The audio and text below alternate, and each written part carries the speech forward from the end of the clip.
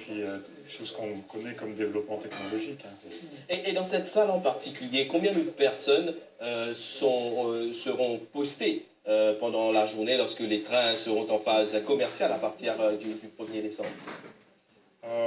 Ça varie, donc c'est-à-dire que ça va varier en fonction aussi du nombre de trains qu'on va mettre en service. Vous savez qu'aujourd'hui on démarre avec 4 trains. On va avoir une bonne nouvelle, c'est-à-dire demain il y a 2 autres trains qui arrivent à Maurice. Et quand on aura terminé la livraison des trains, on prévoit 18 trains. Le nombre de personnes va augmenter en fonction de ça, sachant qu'on a un peu overdesign le système, et à dépôt, on pourra accueillir dans le futur 32 trains. Et là, nous voyons le Premier ministre, Pravin Jugnauth, qui s'entretient avec les officiers dans cette salle. Je comprends qu'il y a des Mauriciens, mais également des Singapouriens qui travailleront. Alors, oui, c'est un partenariat en fait entre plusieurs pays. La majorité des employés sont mauriciens. Ouais. En fait, moi, je suis un peu l'exception. Mais on a Metro Express Limited, le CEO Das Mutana a pris les meilleurs éléments en fait pour chaque position. Et donc c'est pour ça qu'on a une équipe multidisciplinaire et internationale. Donc pour les conducteurs de train par exemple, c'est effectivement les Singapouriens qui vont conduire le train aujourd'hui. Par contre, il y a toute l'équipe des Mauriciens, des train captains mauriciens, on en a recruté 30, qui vont être là, qui vont être formés pendant tout ce mois d'octobre. Et c'est ensuite eux qui vont prendre le relais. Zahir Alam, l'état nous guette un petit peu toute cette technologie, nous avons vécu sa transformation qui ça pour amener là. Quand nous trouvons un petit peu ce qui va passer au niveau de ça aussi là pour Maurice un petit peu, comment vous trouvez ça un peu? Ouais, et c'est intéressant, c'est avec le passé, comment ça vient à présent. C'est négatif d'un point de vue urbain, mais la ville, partie ça grandeur qui était aujourd'hui là. Et à travers le temps, ça s'appelle Urbanation. Quand la ville même grandit, nous commençons à merger ensemble. Et nous trouvons maintenant que de Kirkby jusqu'à Poli, c'est un seul masse urbain.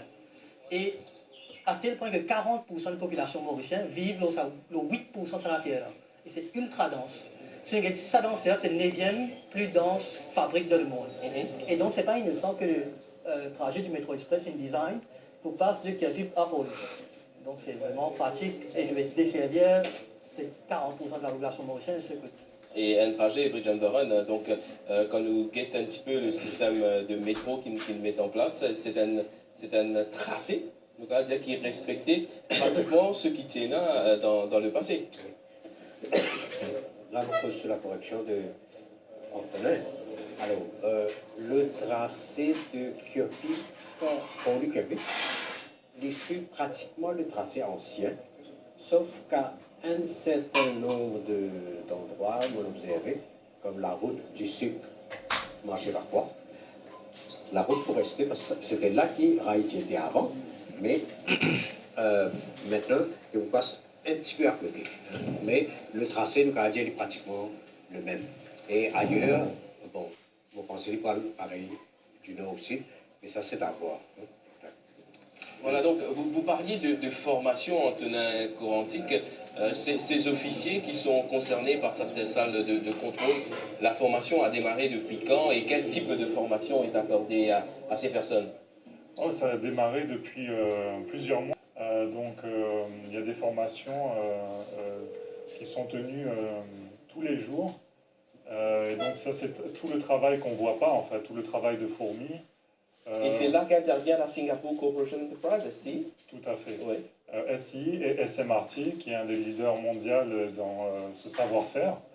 Et donc Singapour est bien connu pour être très développé, et c'est un petit peu un exemple. Donc c'est là où on est allé chercher les capacités pour former notre personnel.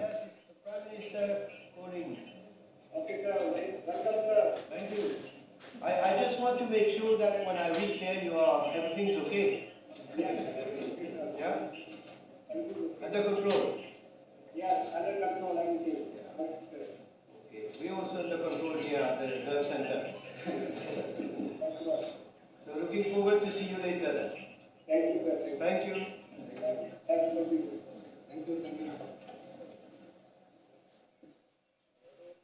Alors, donc quelques mots échangés entre le Premier ministre et les officiers sur place, c'est bien ça? Oui, oui. Donc là, il essayait le système pour voir si ça marchait. Donc on est rassuré. Et le Premier ministre lui-même utilise notre système, c'est bien. Donc certainement pour tous ces officiers, lorsqu'on voit cet e-launch qui survient aujourd'hui, c'est l'aboutissement d'un long travail. Oui, tout à fait. C'est vraiment, on a travaillé très dur pour ce projet. On n'a pas compté nos heures. Mais notre récompense, c'est le sourire qu'il y a sur le visage des personnes qui voient le train arriver dans les villes qui sont traversées, notamment les enfants. Quand certains voient un train pour la première fois, ils ont les yeux émerveillés en voyant ça. Donc là, on oublie tous les efforts.